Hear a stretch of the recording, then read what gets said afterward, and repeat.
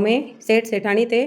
उनके एक बेटा और उसकी बहू थी। बहू बर्तन मांज कर पानी डालकर नीचे जाती तो अड़ोस पड़ोस की औरतें उससे पूछती आज खाने में क्या खाया, तो वह कहती कि बासी कुसी तरबासी। एक दिन जब वह बर्तन मांज कर पानी फेंकने गई तो रोजाना की तरह औरतों ने पूछा कि आज क्या खाया, तो फिर उसने यही जवाब दिया कि बासी कुसी तरबासी। उस दिन सेठ के बेटे ने नीचे उतरते हुए उसकी यह बात सुन ली और मन में सोचने लगा अभी तो ये ताज़ा भोजन करके आई है, फिर भी इसने दूसरे को बासी कुसी क्यों बताया। दूसरे दिन उसने माँ से कहकर खीर खांड का भोजन बनवाया। माँ बेटा बहू तीनों ने बड़ी प्रसन्नता से भोजन किया। बहू बर्तन मांज कर पानी को नीचे डालने गई तो पीछे पीछे उसका आदमी भी गया। आज भी हमेशा की तरह औरतों ने पूछा क्या खाया, तो उसने वही जवाब दिया बासी कुसी तरबासी।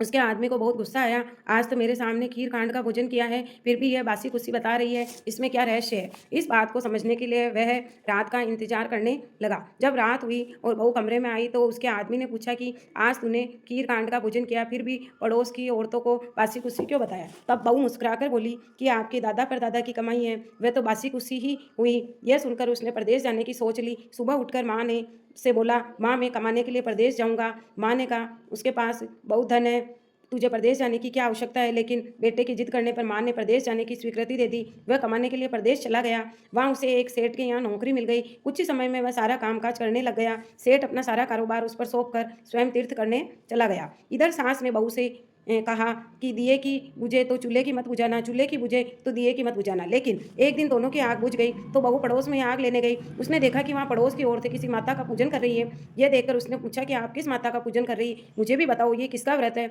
इसके करने से क्या फल होता है। तो उनमें से एक बोली हम चौथ माता का व्रत व पूजन कर रही है, बिछड़े का मिलन होता है, पुत्र को पुत्र प्राप्त होता है। इस पर बहू ने कहा कि मेरे भी पति प्रदेश गए हैं, काफ़ी समय हो गया, मैं भी चौथ माता का व्रत करना चाहती हूँ, लेकिन मुझे मेरी सास बाहर नहीं जाने देती है, मुझे कैसे पता चलेगा कि चौथ कब है। इस पर औरतों ने कहा तुम रोजाना एक डिबिया में गेहूं का दाना रखती जाना, जिस दिन 30 दाने पूरे हो जावे उस दिन शाम को चौथ माता की पूजा करके चंद्रमा को अर्घ देके फिर खाना खा लेना। साहूकार की बहू कहे के अनुसार व्रत करने लग गई और काफ़ी समय बीत गया। चौथ माता ने सोचा इसकी नहीं सुनेंगे तो अपने को कोई पूछेगा भी नहीं। तब चौथ माता ने साहूकार के बेटे को सपने में जाकर कहा कि ये साहूकार का बेटा सो रहा है कि जाग रहा है। तो उसने कहा कि मैं सोता भी हूँ और जागता भी हूँ, चिंता में पड़ा हूँ। इस पर चौथ माता ने कहा कि अब चिंता छोड़, घर जा, सबकी सुध ले। और उसने कहा कि मैं जाऊँ तो कैसे जाऊँ, कारोबार बहुत फैला हुआ। तब चौथ माता बोली सुबह उठकर नहा धोकर दुकान पर जाकर चौथ माता जी का नाम लेकर घी का दीपक जला लेना, सारा काम सुलझ जाएगा। सुबह उसने वैसा ही किया। देखते ही देखते सारा हिसाब किताब हो गया और उसने घर जाने की तैयारी कर ली। घर को रवाना हुआ तो रास्ते में एक सांप जा रहा था, तो उसने सांप को चिचकार दिया। सांप ने गुस्से में आकर कहा कि मैं तो अपनी 100 साल की उम्र पूरी करके मुक्ति पाने जा रहा था, तूने मुझे बाधा में डाल दिया, अब मैं तुझे डसूंगा। इस पर साहूकार के बेटे ने कहा मैं 12 साल से मेरी माँ व पत्नी से मिलने जा रहा हूँ, उनसे मिलने के बाद डस लेना। तब सांप बोला कि तू घर जाकर पलंग पर सो जाएगा। तो उसने कहा कि मैं औरत की चोटी लटका दूंगा, तू उस पर चढ़कर आ जाना।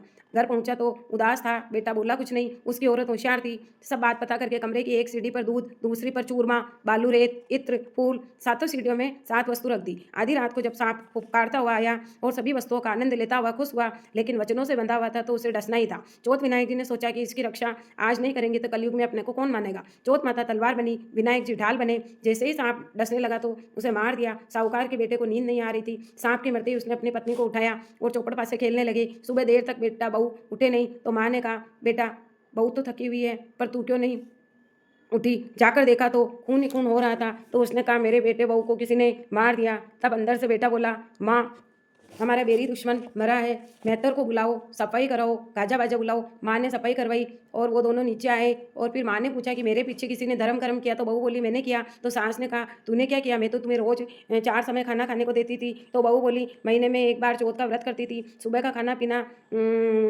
वाली को देती थी, दूसरी बार गाय के बछड़े को देती थी, तीसरी बार उठेड़ा में गाड़ देती थी और चौथी बार का पूजा करके चंद्रमा को अर्घ देके मैं ही खा लेती थी। मैंने पूजा के लिए बनिया की दुकान से गुड़ घी मंगवाया, उससे जाकर हिसाब करो। सास ने पानी वाली से पूछा तो उसने कहा हाँ महीने में एक दिन मुझे रोटी देती थी। बछड़े से पूछा तो मुंह से फेंप के फूल गिरे और उठियाड़ा में खोदा तो सोने के चक्कर निकले। और बनियों से पूछा तो उसने कहा कि महीने में एक बार मेरे से घी गुड़ मंगवाती थी। फिर बहू ने कहा अब मुझे बैसाख की चौथ का उद्यापन करना है। सास बहू ने चौथ माता का व्रत व उद्यापन धूमधाम से किया और आराम से जीवन बिताया। हे चौथ माता उस पर प्रसन्न हुई, वैसे सब पर प्रसन्न होना, सबकी मनोकामना पूरी करना और अमर सुहाग देना। चौथ माता की जय।